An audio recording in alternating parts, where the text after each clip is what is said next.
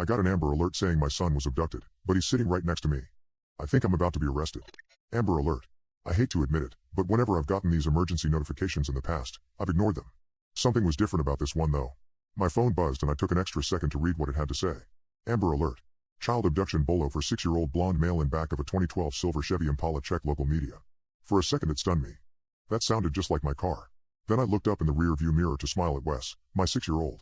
Wes was singing the song to a Disney album and playing with his toy dinosaurs. This had to be some kind of mistake, I thought. So I tossed the phone on the passenger side of the car and pulled out toward the interstate. A few minutes later the phone buzzed again and I felt compelled to look.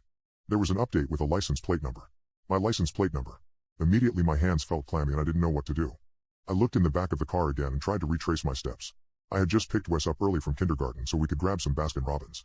I signed him out and we talked about Transformers on the way out of the building. He was wearing a mask of course when he came out, and it got me to second guess myself. Had the teacher given me the wrong kid? No, I know what my son looks like, I thought as I looked at the rear view again. He didn't seem to have a care in the world. So why was this alert popping up? I think I drove another good 2 minutes before I made it to the next rest stop and decided to call someone. Maybe I had forgotten to sign him out? Maybe the school had decided to make the call when they thought he was missing? Surely this was all a big misunderstanding. I made a call to the school to speak with the principal. Miss Shepard here, the voice said distractedly. This is Charles Bowman. I just wanted to double check with you about the sign-out sheet for Wes, I said nervously as I looked around the rest stop. I didn't know who to ask for help, but I was feeling panicked. I figured if a cop came by I could square the whole thing up, let them talk to the school. This could be resolved, I kept telling myself. There was a short pause as the teacher looked up the information and then the principal came back on the line. I'm sorry. Who did you say you were? Miss Shepard asked. Charles. Charles Bowman. My son is in Mrs. Kemp's class, kindergarten. I came and got him about 30 minutes ago. I was sweaty. Something in her voice sounded off. And then she said something that made me feel numb. I'm sorry, sir. I think you must be confused. Wesley Bowman is still here at the school. It took me a moment to register what she was saying. It all felt like a bad dream. Check again. Because I'm staring at him in my back seat, I insisted. The principal placed me on hold and I looked at Wes again. He had stopped bouncing and playing and seemed to be paying extra attention to the conversation. Hey buddy, you okay? I said with a smile. Something was very wrong. The whole world felt like it was suddenly turned upside down. Sir? Are you still there? Miss Shepard was back. I'm here. The words felt dry in my throat. I didn't feel like I meant anything I said. It was just this overwhelming sense of dread filling my body. I just came from Mrs. Kemp's. Wes is in class. So I would really appreciate it if you stopped this prank and told me exactly why you were calling. I hung up. I was staring at Wes in the backseat as she told me. But it didn't feel like I was looking at my son anymore. What are you? I asked, struggling to find the words to make sense of this nightmare. I didn't even understand how I had gotten an alert on my phone. After all, if the school thought that my Wes was in class, then who would send this? The phone buzzed again. Except this time it wasn't an alert. It was instructions.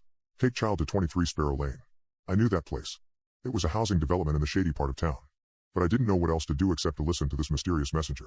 I got off the highway and made my way there, all the while keeping an eye on the child in the back seat. Instead of playing like he had before, this time he was deathly silent. As if he knew precisely where we were going.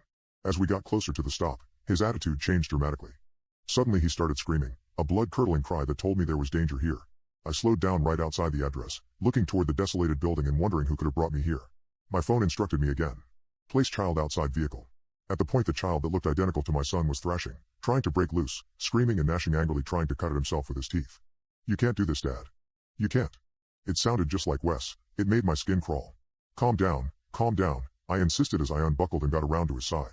I needed this to be over, to get away from this insanity and get back to my Wes. The child was now hardly even sounding human with his guttural shrieks and cries, his fingernails digging into my skin as he begged for it to stop. I managed to reach in and loosen his strap, letting him out of the car and then hopped inside and locked the doors. I was too frightened to see what he might do to me if I stayed outside. He fumbled to the ground, seemingly unable to walk. Then a moment later he let out a painful cry, and a massive shadow moved from the building. I held my breath and couldn't believe my eyes. It looked like a troll. That's the best way that I can describe this monster. Its body was covered in soot and ash and moss, gray and black vines twisted about its arms the way veins would as it towered over the child. With its mighty hand, which looked to be at least twice the size of my Impala, it scooped up the child. All the while the smaller creature screeched and twirled, trying to escape. But it was too late. The monster dragged it back into the shadows and even after it had disappeared I could still hear its shrieks. I sat there in stunned shock for the longest time, too numb to move. Then my phone buzzed again. You are free to go. I took Wes to ice cream that day, but I didn't eat a bite. All I could think of was that poor creature and how my fear had allowed it to be taken by a worse evil.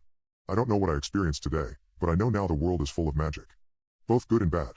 I'm just happy that I have my son, my real son here. Sometimes he smiles at me and I see a gleam in his eyes and then I second guess myself. What if I made the wrong trade?